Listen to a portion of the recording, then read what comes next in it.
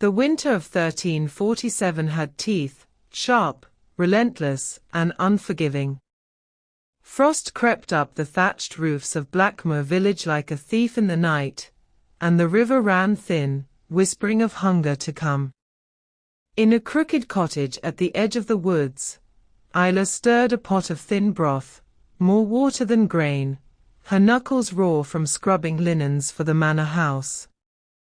At 20, she carried the weight of the world on her shoulders, her father buried 2 winters past, her mother gone sooner, and now only Cale, her 12-year-old brother, coughing blood into a rag each dawn. He needed food. Real food. Not moss soup or boiled bark.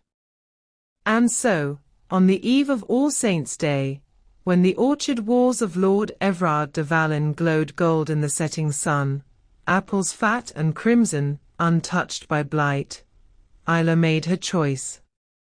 She waited until Vespers bells rang.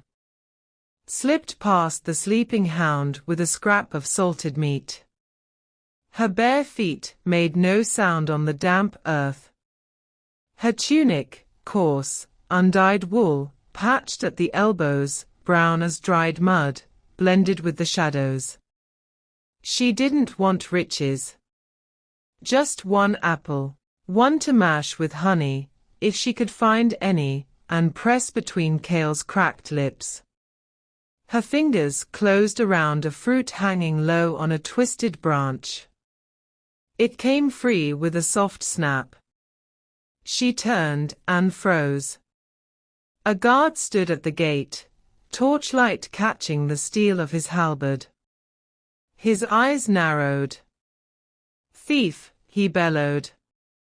She ran. But hunger had stolen her strength long before the law could. He caught her by the hair, dragged her screaming not in fear, but in fury his dying. His only 12.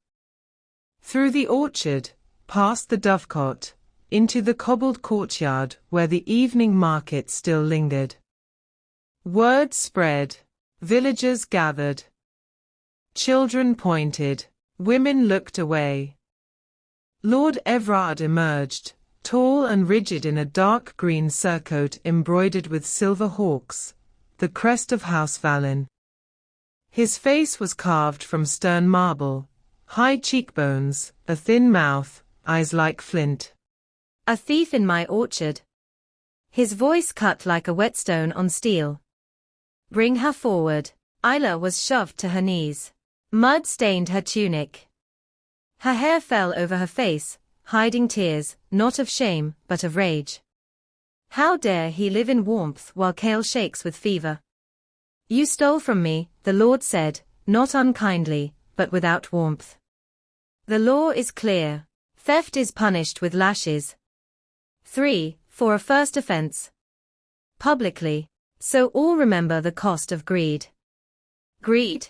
The word struck like the first lash. The post was rough-hewn oak. Her hands were bound. A murmur rippled through the crowd, some pitying, most resigned. Justice here was not mercy. It was spectacle. Crack. The leather strap bit into her back. She gasped, but didn't cry out. Her fingers curled inward, clutching the core of the apple, still warm from her palm. Crack. Blood bloomed through the brown wool. A sob rose in her throat, not for the pain, but for Cale, alone in the dark. Crack. The third strike landed. She swayed but stayed upright. And then, through the haze of pain, she heard it. Isla. A small, ragged figure burst from the crowd. Cale, wrapped in a threadbare shawl, legs thin as reeds, stumbled forward. Guards moved to stop him, but the Lord raised a hand. The boy fell to his knees beside her. With trembling hands, he pulled something from his pocket and placed it gently at the Lord's polished boots. A wooden apple. Carved from birch scrap. Smooth, lifelike, with a tiny stem and a single leaf etched in perfect detail. On its side, barely visible, 4 is. "I made it," Cale whispered, voice raw. While I was sick. So she'd know. I see her. Even when she's not there. Silence. Thick. Heavy. Lord Everard stared at the carving. At the boy's sunken eyes. At Isla's bleeding back, and the way she reached, even now, to pull her brother closer, shielding him with her broken body. Something in his face shifted. He turned to the guard. Unbind her. The ropes fell. Isla sagged, but didn't collapse.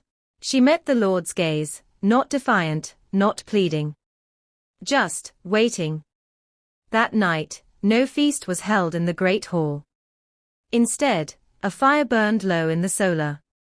Isla sat on a stool, back cleaned and bandaged with comfrey salve, wrapped in a woolen blanket, not hers. Cale slept by the hearth, wrapped in a real blanket, a bowl of honeyed porridge half finished beside him. Lord Everard poured 2 cups of spiced wine. He handed one to her. She didn't take it. You stole, he said quietly. I did. You knew the penalty. I did. He exhaled. Then tell me, why? She looked at Cale. Because the world forgets the poor don't choose to be poor. We choose to survive. He was silent a long time. Then, softly, I punished the hand that took, but not the hand that gave. You gave him hope. Even in stealing, you gave. He placed the wooden apple on the table between them. This is worth more than all my orchard. A pause. Then, with true humility, the kind that bends a lord's spine, he bowed his head. I am sorry, Isla of Blackmoor. I flogged your body, but I wounded your dignity. That was my theft. And that has no excuse. Tears finally fell. Not from pain. From being seen. Spring teased the land. In a small corner of the manor orchard, fenced, but with a low gate, Isla knelt in the earth, planting seedlings. Her tunic was still simple brown wool, but clean. Mended with green thread. Cale, cheeks flushed with health, handed her a trowel. From the window above, Lord Everard watched. Then he turned, walked to his desk, and placed the wooden apple beside his seal. Outside, a breeze stirred the new leaves. And for the first time in years, the orchard didn't feel like a fortress. It felt like a promise.